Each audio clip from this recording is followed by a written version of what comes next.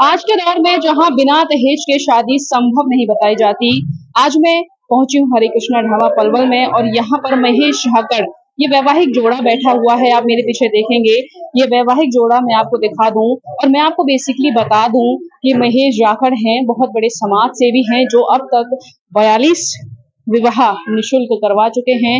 इस तरह के कार्य ये कई वर्षों से करते आ रहे हैं और बिना दहेज के ये विवाह जो है वो संपन्न हुआ है। क्या विचारधारा के साथ ये विवाह हुआ है, क्या सोच इनकी रही है और ऐसे सामाजिक कार्य जो ये करते हैं कहाँ से इनको प्रेरणा मिली, हम इस वैवाहिक जोड़े से भी बातचीत करते हैं।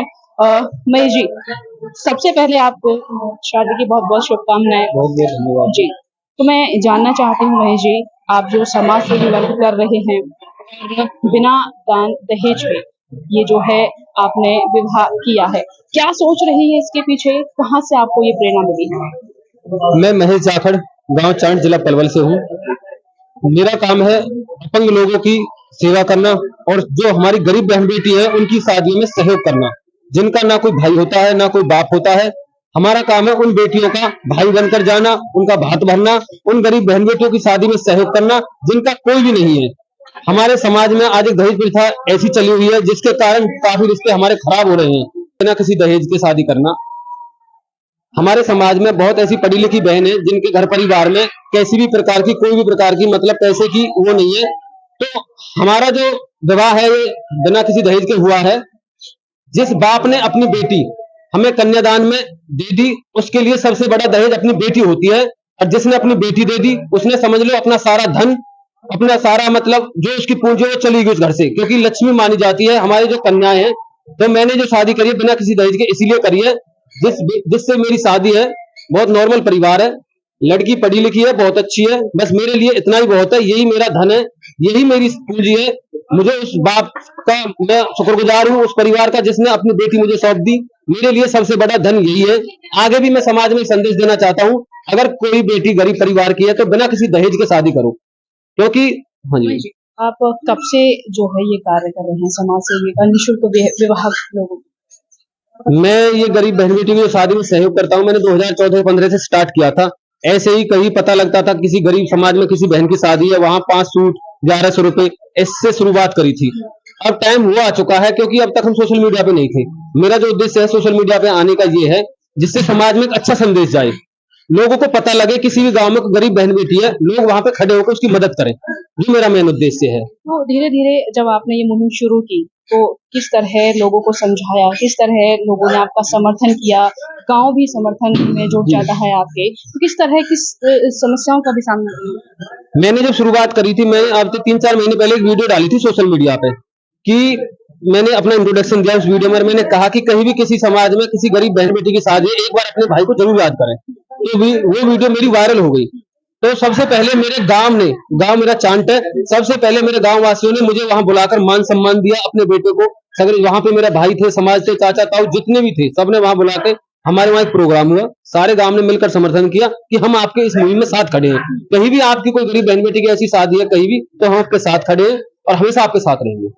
तो महेश जी, ऐसी विचारधारा की आज के समय में समाज में बहुत ज्यादा जरूरत है। उन युवाओं को क्या कहना चाहेंगे जो गवर्नमेंट एम्प्लॉय होने के बाद भी और बड़ी बड़ी लग्जरीज गाड़ीज की डिमांड करते हैं, फर्नीचर्स की डिमांड करते हैं, कहीं ना कहीं विवाह होने के बाद भी जो है अपनी धर्म पत्नी को छोड़ देते हैं मात्र दहेज के लिए, ऐसे लोगों के लिए क्या कहना है? मैं ऐसे लोगों के लिए बस एक ही बात कहना चाहूंगा, अगर उनको शादी दहेज के लिए करनी है तो वो शादी करे ही ना। इससे अच्छा जो अपने आराम से अपने घर रहे, क्योंकि जो दहेज लेकर बेटी को किसी की मतलब कन्यादान नहीं समझता, उसको सबसे बड़ा कन्यादान होता है जिसने अपनी बेटी दे दी, वही सबसे बड़ा उसका धन है।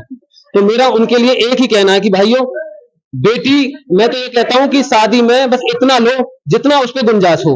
किसी भी बेटी है उसके घर वालों पे कैसा भी कर्जा ना हो।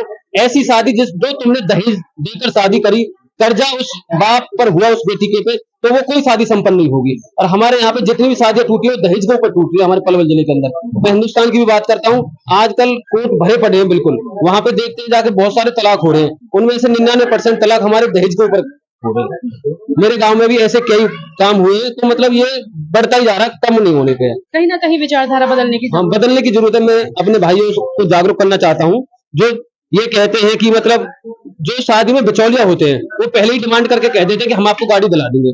बेटा वाले का मुंह फट जाता है, पहले ही ये बोल के चले कि भैया बेटे वाले पे कुछ नहीं है, बेटी वाले पे, तो उससे उसका मान सम्मान बढ़ेगा। और आजकल का टाइम ऐसा है, पहले ही फिक्स कर लेते हैं कि शादी में आपको इतना देना पड़ेगा। वो अगर नहीं दे पाता है बेटी वाला, तो बाद में उस बेटी को टॉर्चर किया जाता है कि तुम्हारे बाप ने ये डिमांड करी थी, अब वो डिमांड पूरी नहीं हुई, उसको तंग करने लग जाते हैं।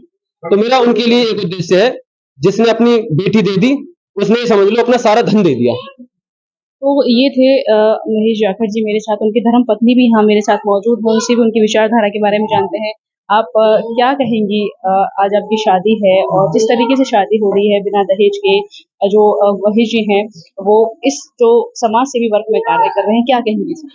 मैं चाहूंगी कि ये जो इनका वर्क है ये अपना कंटिन्यू रखें। मैं इनके साथ, तो पूरा समर्थन आप देंगे सर, आगे के लिए भी सपोर्ट करेंगे? इन फ्यूचर में इनके साथ हूँ।